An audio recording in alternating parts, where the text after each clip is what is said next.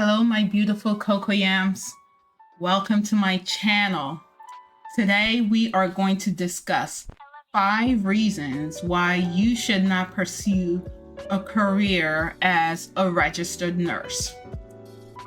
Before we dive in, I'm going to explain the educational requirements for becoming a registered nurse. When I was in college, I was actually pursuing a career as a registered nurse before I completely switched to a different career that still provides direct patient care. So, how do you become a registered nurse? There are 2 pathways to becoming a registered nurse. First is the associate degree pathway, and then a bachelor's degree pathway. So if you want to become a registered nurse as an associate degree, you could take the prerequisites classes at a community college, and these are usually your science courses, your math courses. Afterwards, you apply to the nursing program, and once you get into the nursing program, then you take all the nursing classes, and you also do your clinicals, which is AKA internship that is unpaid. And then once you are done, then you could register to take the NCLEX, which is nursing board exam. So the bachelor's route is still the same. The only difference is that this would be at a 4-year. And then afterwards, you apply for the nursing program, and you pretty much do the same thing, take your nursing classes and do your clinicals, or AKA internship, which is unpaid. And then afterwards, you apply to take the board exam. So it's just 2 different routes, depending on which one you want to go with. So that's how you become a registered nurse. Now let's dive into the reasons why you should not pursue a career as a registered nurse, or AKA RN. So the first reason is lack of appreciation in this field. So nursing is a job whereby you give a lot and you really don't get that much in return in terms of appreciation from management, from society, even from government. For instance, in 2020, we had the pandemic that happened, affected everyone. I don't even know if I should say that word here. And what did nurses get? Pots and pan, clapping. We appreciate you, but clapping your hands, hitting pots and pans, that does not pay the bill. Can you believe that? There was no hazard pay for people who had to go out and treat patients that were sick, and you put yourself at risk, you put your family at risk, when the rest of the world did not quite understand what was going on.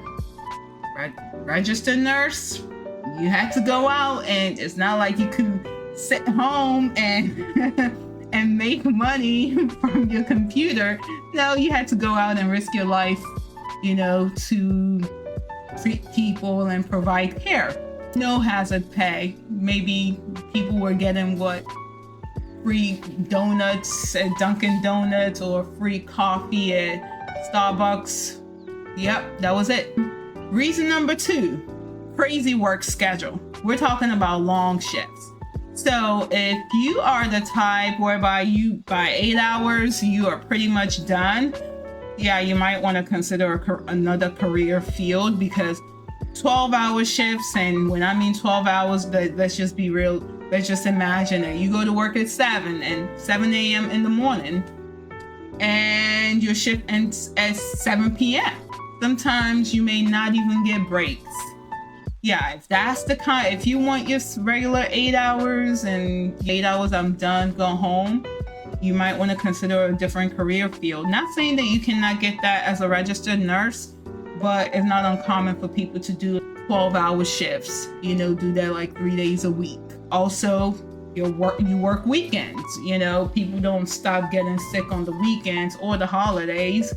So that is a career field that mandates that you work weekends and you work holidays. So think about that.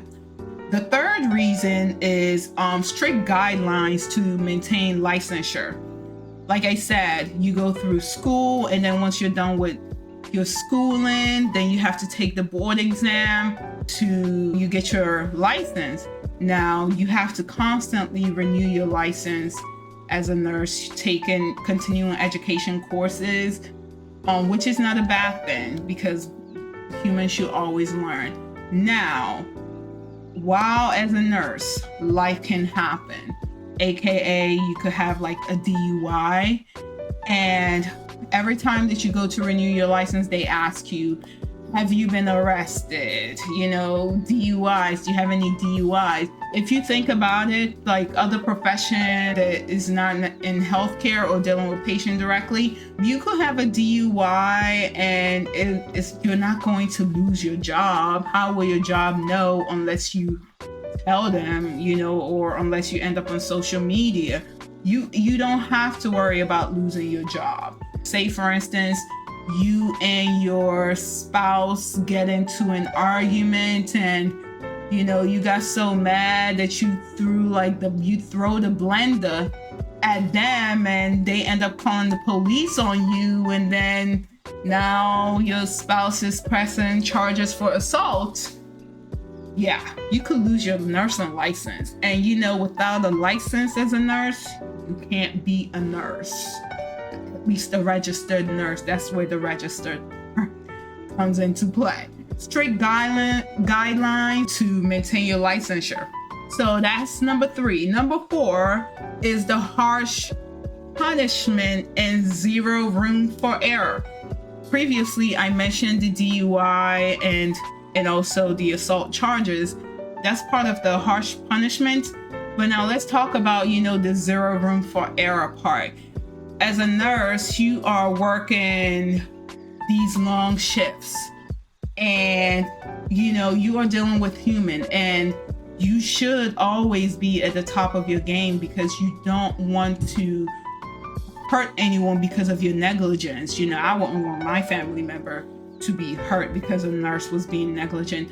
But at the same time, we are humans and errors do happen. But now, what happens when that error happened? Like, say, for instance, the nurse in Tennessee, Redonda Bolt, that, should I say allegedly, gave the wrong medication, allegedly. And, she was at a risk for going to jail. When the error happened, she told the truth. But unfortunately, there were some serious consequences with that error, and someone ended up, just look up the story, Redonda L. Bolt in Tennessee, of what happened. But like I said, zero room for error. You could be sued, something can really happen, and all of a sudden your life is crashing because of this one error. Now, at a regular job, depending on the error, you are not worried that you're going to go to jail.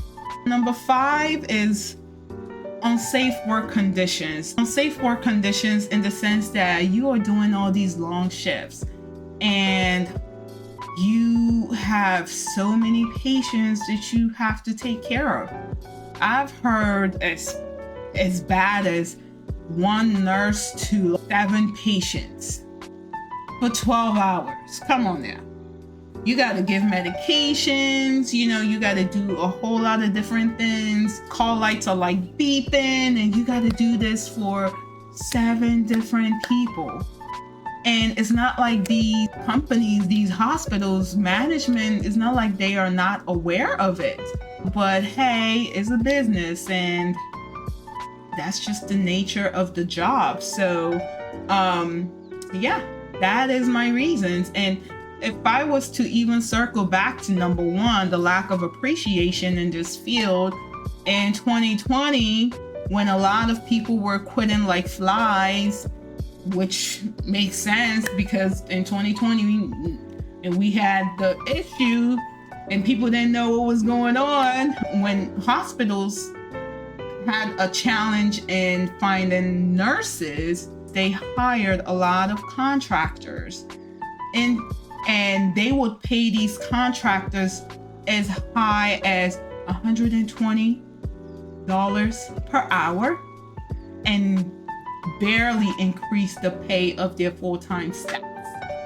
Can you imagine that? You are a full-time staff for a hospital and you know that the contractor beside you is making sometimes twice, sometimes 3 times as much as you, but the hospital will not increase your pay.